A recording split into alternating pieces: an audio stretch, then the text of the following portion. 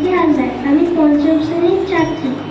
আজ পশ্চিমবঙ্গের দ্বিতীয় মুখ্যমন্ত্রী ডক্টর বিধানচন্দ্র রায়ের জন্ম ও মৃত্যুদিন।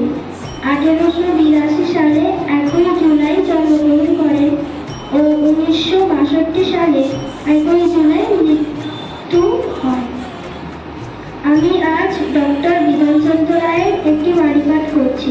তিনি বলেছেন, তোমাদের কাজ অনেক, পথ চলা দীর্ঘ, কিন্তু সেই দীর্ঘ পথকে জয় করার জন্য তোমাদের মনোবল ও অদম্য ইচ্ছাই যথেষ্ট।